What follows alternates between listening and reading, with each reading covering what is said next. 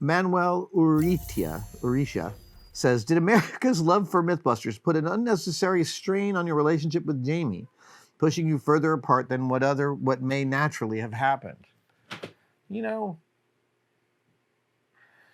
I appreciate your phrasing. Did America's love for MythBusters? That's very sweet. Look, it's under the best of circumstances, an endeavor like MythBusters, which is a 25-person machine that lasted for almost a decade and a half, making 300 hours of television, while for most of that time being one of the top reality shows on any of the Discovery networks. It's a crucible. It's a trial by fire. A lot is happening and a lot of things are coming at you and you have to parse them all. And it's difficult and it's stressful. And the answer is no, I don't think it pushed us away. In fact, as business partners, we kept on being surprised that when a big choice came to us, that we always fell on the same side of the decision-making process. We turned out a lot of money to not bust myths for about someone's cars and other low-hanging fruit of commerce MythBusters engagements. And we weren't interested in using the MythBusters scientific method at all in the framing of commerce, because then we'd immediately be assumed to be adjudicating from our scientific perspective, and that's just not. So if anything, the crucible of the show, while certainly caused some difficulties for each of us individually and as partners, for the most part, I think that it actually made us closer. Interesting. I hadn't considered that. Let's see here. Danny Daniel says that he is planning, I'm assuming Danny is a male, is planning no-face costume for Halloween this year. Dude, you're going to love no-face. And your incognito version is a huge inspiration. I want to set mine up so the weight sits on my shoulders, but I'm not totally sure how to start.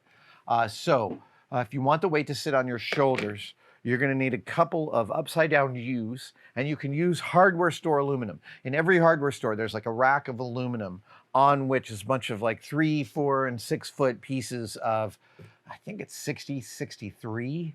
It's not an amazing grade of aluminum, but it's everywhere, and it's very useful. And I believe in my rejiggering of the no-face costume, there is a description of how I made that thing, and you can see that it's pop riveted together. You can also pattern one of those out of corrugated cardboard, hot glue, and then replicate it in aluminum. Oh, I love that. You are going to love being out in the world as no-face. It's really, really thrilling. Also, be prepared that some people are weirded out by it. Like, they'll back up. Yeah, it's really interesting. Let's see here.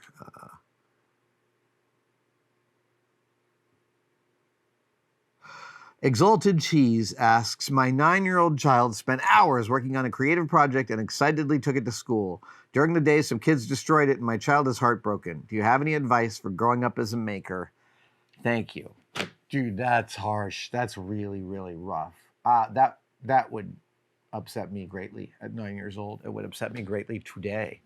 Your kid is experiencing some grief. There's this thing they made that they liked looking at and it's no longer in the world. It's gone. This intersection they had between their mind and their point of view and an object that represented that's intense. I mean, the takeaway is that life is cruel. Kids are cruel. So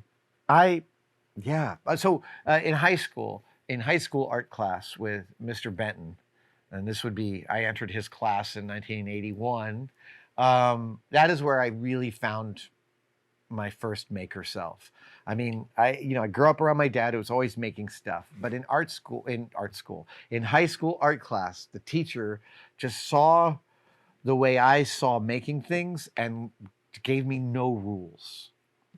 And he would give these assignments like make something solely out of corrugated cardboard, and I would make like 8 things out of corrugated cardboard. I would always over deliver, mostly because I appreciated the restrictions of the assignment so much that I just wanted to spend more and more time in there.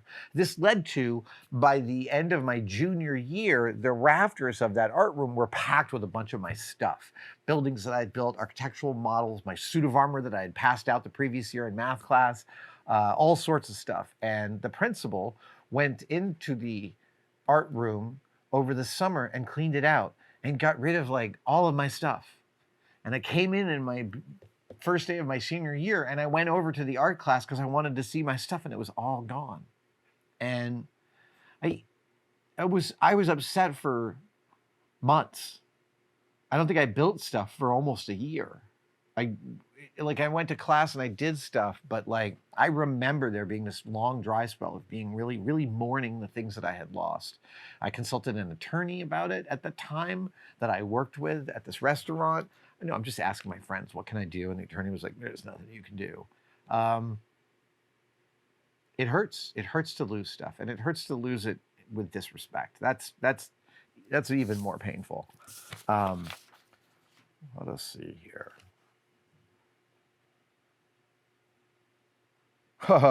Grumpy Gopher says, do you have a good method for retaining your different skills? Or do you just go back to reference material and manuals to brush up on them as needed? I don't have a good method. I do go back to manuals and brush up. Until about 10 years ago, I had an eidetic, that is to say, nearly photographic memory for everything that I had built. You could hold up a little piece of red plastic and I'd be like, that's the hole that I drilled in the promotional binoculars from the Royal Albert Hall that became the backside of the Blade Runner pistol. Like, that's the level I would understand the piles of stuff I had around me. And all that's gone now. I watched an old tested video from like 2 years ago, I think. I don't remember any of it. I'm watching myself build stuff and I'm like, I wonder what I'm going to do next. Oh, hey, that's a good solution. That's what I would have done. It's like I'm a tabula rasa. I don't think it's dementia. It's just, all these memory cells getting full, but man, it doesn't feel great. It's weird to look at a video and be like, I don't remember how I built that at all. I don't remember what the steps were. Then there's some things that I do remember the steps, some things that I don't. David Marden says, I'm going in for my hip replacement next week, and I'm wondering if it would be weird if I asked for the piece of bone back to make something out of it. No, not weird at all. I mean, somebody might think that's weird, but who cares? When Thing 1 broke his femur, which honestly is 2015, way earlier than that, 2013. It doesn't matter. Why am I belly aching about it? Anyway, when Thing 1 broke his femur, the way that they realigned, it wasn't a fully disjointed fracture. It was like that. And so what they did was they took a pair of titanium spring rods and they put them in the femur and they held it in orientation while it healed. And then they came back in like a few months later and took them out. And I still have them. They're in the cabinet in my office here at the Cave. So I love collecting stuff from the doctor. I think asking your doctor for the piece of bone they're taking out of you is awesome. I warn you that carving bone, your whole body will tell you to stop doing it.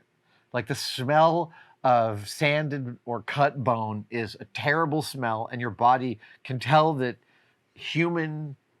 a human is being damaged, if only in parts, and it's like evolutionary. The only super effective shark repellent they've ever found is the essence of dead, rotting sharks. This is sort of the same thing. So I just counsel you, get yourself a really good respirator for both the VOCs and the particulate, and that'll help a bunch. You're still going to smell that bone. Oh my God, I love this idea. I collected all my kids' teeth over the years. Each time the tooth fairy came, I have this little Erlenmeyer flask of them. I'm not exactly sure where that is right now. Oh yeah, no, I know where that is. I just dig that. David. That's wonderful.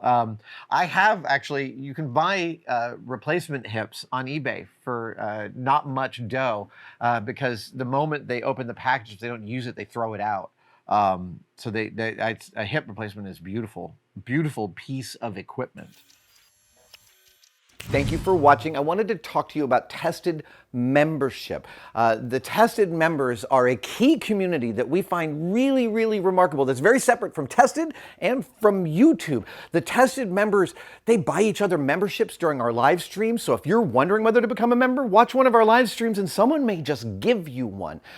It is hard to overestimate how much the Tested members actually make possible on this channel. They give us a lot of wiggle room. They give us a huge amount of feedback.